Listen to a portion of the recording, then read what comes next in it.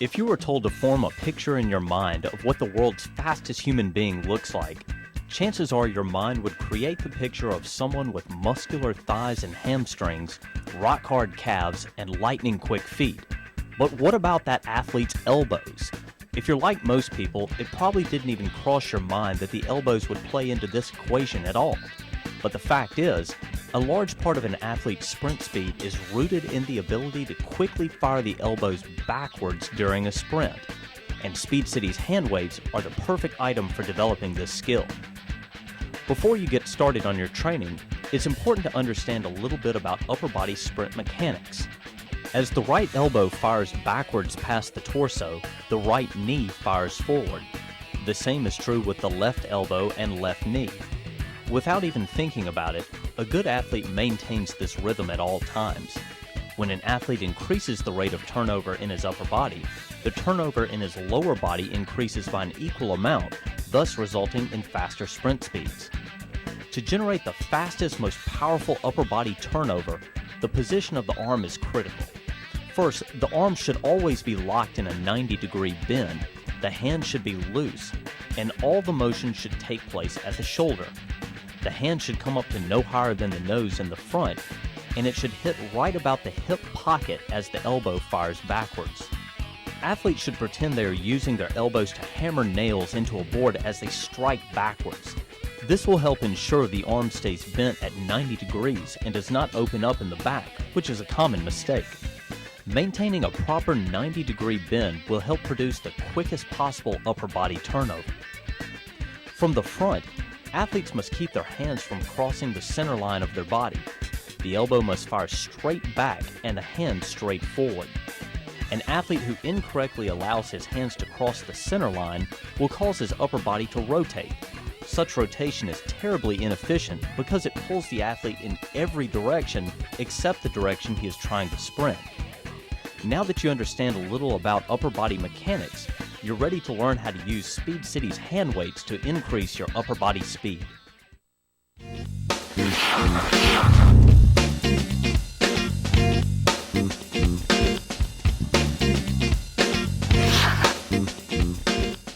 The most important aspect of upper body sprint mechanics is to keep the arm locked at a 90-degree angle and to drive the elbow backwards.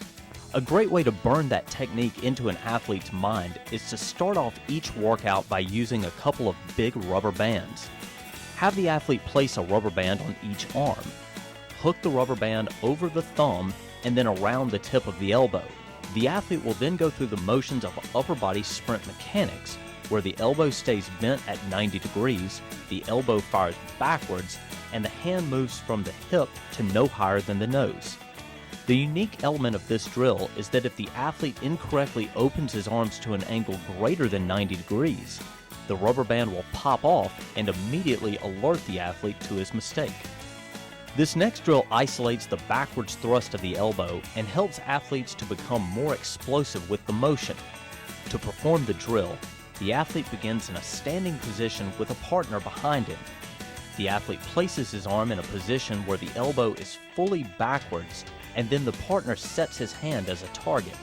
The athlete then quickly fires his elbow backwards into his partner's hand while holding a hand weight. The athlete must accelerate his elbow fast enough so that it pops against his partner's hand.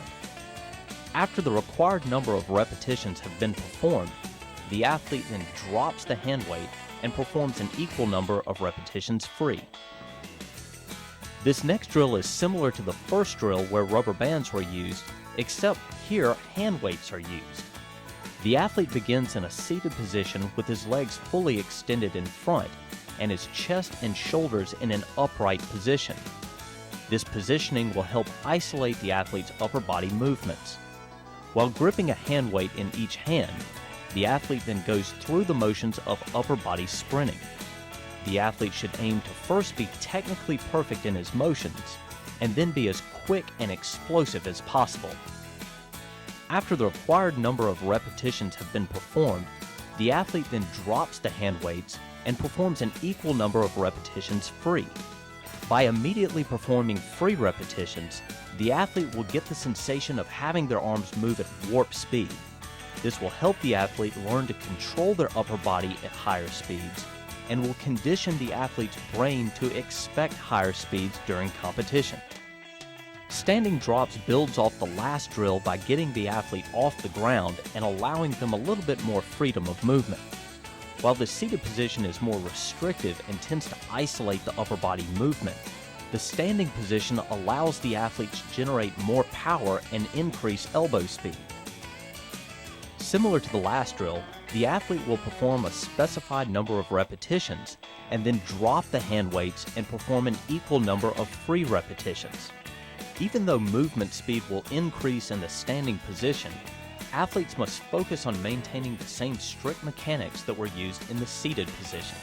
Next, athletes will progress to the standing drop and sprint drill. This drill is performed exactly the same as the last, but with one exception. After the athlete performs the specified number of repetitions with the hand weights, rather than performing an equal number of free repetitions, the athlete will perform a full-speed 20-yard sprint. By transitioning into a free sprint, the athlete is forced to now coordinate the movements of his upper body with the movements of his lower body. As mentioned earlier, keeping the upper and lower body perfectly synchronized is an absolute necessity for fast, efficient sprinting. The next progression is to perform a full-speed sprint with the hand weights and to drop them at the halfway point of the sprint. In this demonstration, the athlete will sprint 10 yards with the hand weights and 10 yards without the hand weights. The goal is to power through the first 10 yards, fighting to accelerate to top speed as quickly as possible. The resistance of the hand weights will make acceleration more difficult than normal and will challenge the athlete to maintain proper upper body sprint mechanics. When the athlete reaches the halfway point of the sprint, he should simply open his hands and let the hand weights fall out. Athletes should not throw the hand weights at the ground because this will take them out of proper upper body rhythm. Once the weights are released, the athlete's upper body will immediately begin to fire faster. This increase in upper body speed will require the lower body to also speed up so the two remain properly synchronized. The overall effect is that the athlete should experience a tremendous burst in speed when the weights are dropped. Because the contrast between the first and second half of the sprint is so important, it is imperative the athlete run full speed through the entire second half of the sprint. The last drill can be slightly modified by having the athlete start from a push-up position. As the athlete fires out of this position, he should aim to drive forward, stay low, and avoid popping straight up out of the start. The athlete should experience a slight sensation of stumbling or falling forward during the first few yards. The goal is to recover from this stumble by accelerating the upper body through the resistance of the hand weights and to gradually raise to an upright position by approximately the 10-yard mark. This drill is completed by dropping the hand weights at the halfway point of the sprint as shown in the last drill. To raise the level of difficulty, a partner can be utilized to perform false starts. Here the athlete begins with his feet together, a straight line from his heels to the top of his head, a weight in each hand, and a partner standing in front of him. The partner places his hands on the athlete's chest and supports the athlete as the athlete leans forward to approximately 45 degrees. In this position, the full amount of the athlete's body weight is projected forward. The partner then says "ready" to alert the athlete that he will be dropped at any second. The partner then quickly moves to the side and releases the athlete. This will cause the athlete to fall forward. The athlete will accelerate out of this fall by simultaneously sprinting forward and powering through the resistance provided by the hand weights. This is a sink or swim type drill because either the athlete generates enough upper body speed to accelerate forward or they fall on their face. Athletes may want to get familiar with this drill by first performing it without the hand weights. All of the drills up to this point have shown the hand weights being used in straight sprints, but they are great for use with change of direction drills as well. This first drill involves a 45-degree cut. The athlete simply sprints for 10 yards with the hand weights and then simultaneously drops the hand weights and cuts at a 45-degree angle and continues sprinting for an additional 10 yards. The idea with this exercise is to make the athlete's upper body speed up at the point he changes direction. This helps condition the athlete's body and mind to associate changing direction with increases in speed. By using this method of training, the athlete will learn to cut and change direction without sacrificing any sprint speed.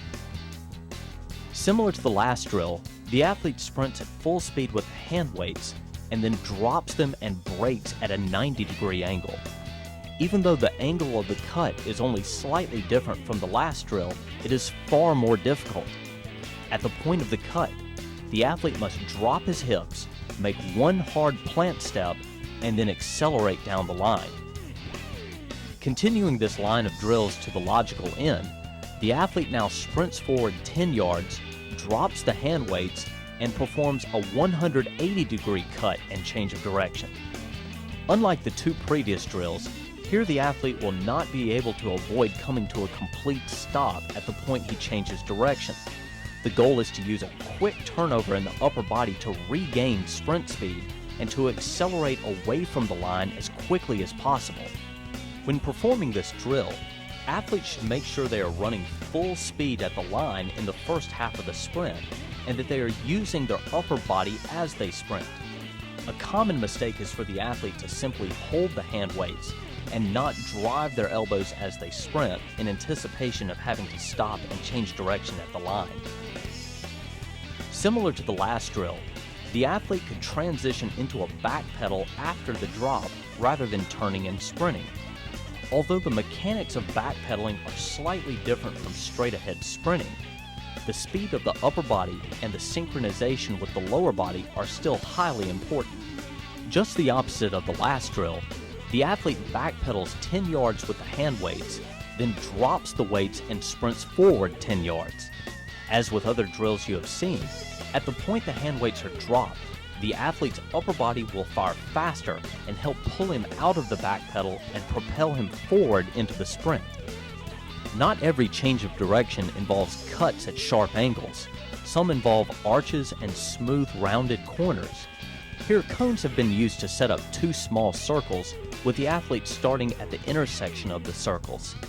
The athlete then accelerates around the first circle with the hand weights, drops the hand weights as he sprints back through the intersection, and then sprints around the second circle without the hand weights.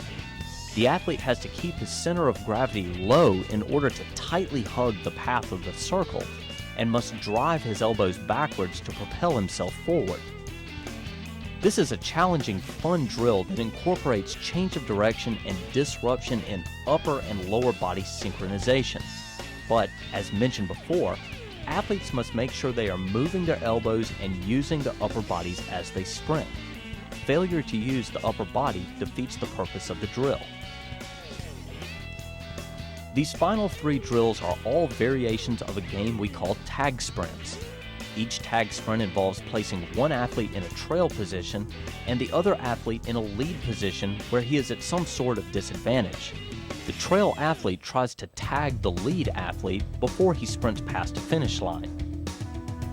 This first version is the most simple because the athletes are sprinting in a straight line. We have placed the trail athlete in an upright stance with hand weights and the lead athlete in a seated position with his legs extended straight out in front. The lead athlete initiates the drill by getting up and sprinting towards the finish line. As soon as the lead athlete twitches, the trail athlete may chase after him. However, the trail athlete must sprint with the hand weights until he passes the lead athlete's original starting point. If one athlete absolutely blows the other away, simply adjust the starting positions until you get an even race. This drill can be further adjusted by changing the starting technique of each athlete. Any combination of standing, seated, kneeling, forwards, backwards, lying, and so on can be used. In this variation of tag sprints, cones have been used to set up a series of gates in a zigzag pattern. It is the goal of the lead athlete to sprint through each gate and to make it to the finish line without being tagged. The trail athlete is started close to the lead athlete, but is forced to sprint with hand weights through a designated gate before they can be dropped. As the trail athlete drops the hand weights, he will experience a burst in speed and should be able to close the gap between himself and the lead athlete. It is also possible to give the lead athlete a slightly larger head start and place the weights in his hands to begin with. The final version of tag sprints goes back to the circle drill from earlier. Here the trail athlete holds the hand weights and starts a step behind the lead athlete. As soon as the lead athlete moves forward, the trail athlete can chase after it. The trail athlete must sprint with the hand weights through the midpoint of the circle before he can drop them. After releasing the hand weights, the trail athlete has the second half of the circle to accelerate forward, close the gap, and tag the lead athlete. Every drill you have seen on this video is geared to increase the power, quickness, and rhythm of an athlete's upper body movement during a sprint. By attacking this specific area of movement, tremendous gains in sprint speed can be realized in a very short period of time. As you follow the printed routine with this video, remember the key points of technique covered earlier. First, keep your elbows bent at 90 degrees at all times. Second, hammer your elbows backwards as if you are pounding a nail into a board. Third, your hands should stay loose and they should move from your hip pocket up to no higher than your nose. Good luck with your training, and please contact the Speed City staff if we can be of further assistance to you.